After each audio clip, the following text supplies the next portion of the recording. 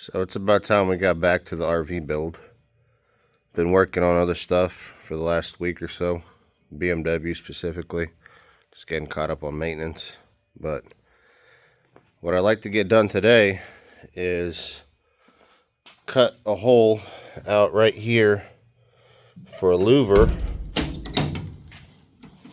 And what I mean by that is I have a mini split system that I would like to put right there in the cubby, and that will serve as the heating and air for the back of the truck. And what we're going to do is we're going to run it sort of like a cooling system on a bus. This hole right here will be the fresh air intake, and then the condenser will sit right here, and we'll cut a hole out in the back and make a seal, and that will be the exit for the fan right there. We'll make a seal around it, so whatever air it pulls through on the back side, it'll have to go over the coils.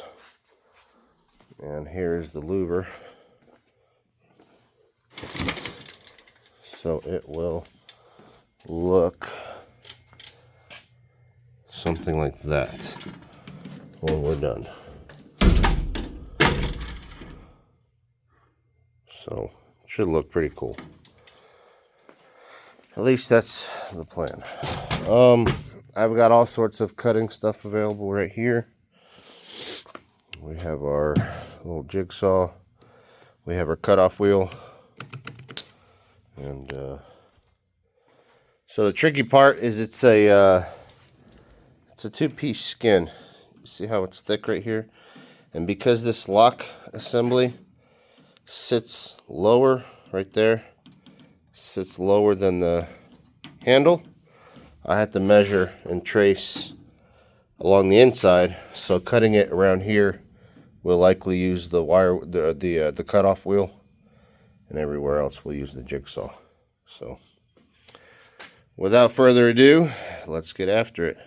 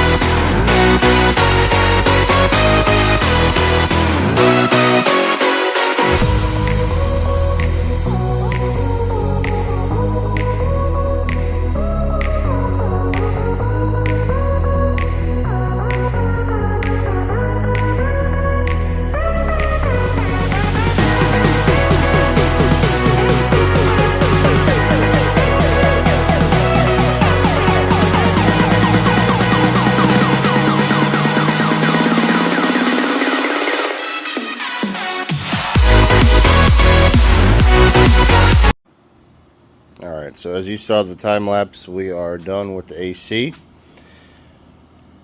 As you can see, it runs great. So we ended up painting the whole cubby black. I ended up sanding the bottom where it was a little rusted. I took the front cover off just in case I ever have to wash out the coils. It's easier to get the hose in there. But yeah, we ended up riveting the louver on the door. Now this stuff I still have to clean up a little bit. I ended up cutting the refrigerant lines. I ended up taking out roughly 10 feet and swedging on a new end. I still have to shorten the line here, but I'm going to extend the drain hose. And as you can see, that goes around through there, through the cubby.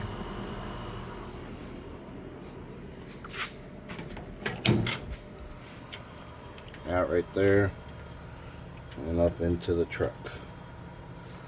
So the only casualty that we sustained from this whole project, oh yeah, so here's the line that I ended up taking out. We ended up breaking the window, which was probably a good thing in the end because it had some rust underneath that I would have never known. So I ended up sanding down all the rust, treating it and all that, and I ordered a new window. It was $133 shipped, so that has already arrived. I had to order it twice because the first time it arrived broken, which luckily they warranted it. But anyways, so inside you've got the indoor unit, and I have it running. The plan is I'm going to have a couple of these EcoFlow Delta Pro 3 battery packs. And right now the whole system is pulling 614-ish watts.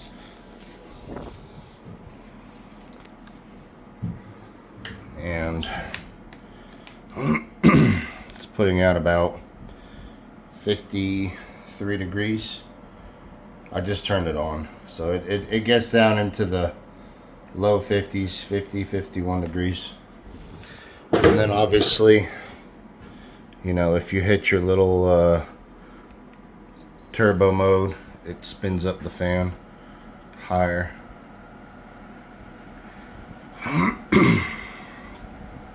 But yes, overall, pretty straightforward install. I guess the most inconvenient thing was cutting out this bus style tray. It was riveted on, which I still have to finish drilling these out and replacing the rivets. And as you saw in the time lapse, as that end drooped, it smashed the window. So not the end of the world. We'll get it sorted. But so far she runs great and should work well driving down the road. That's the whole purpose of it, because yes, I've got this guy right here, but that is 100% dependent on the engine running. And when you pull into camp or pull into wherever, you want to be able to shut the truck down and run off the batteries. So, yeah, pretty fun little project.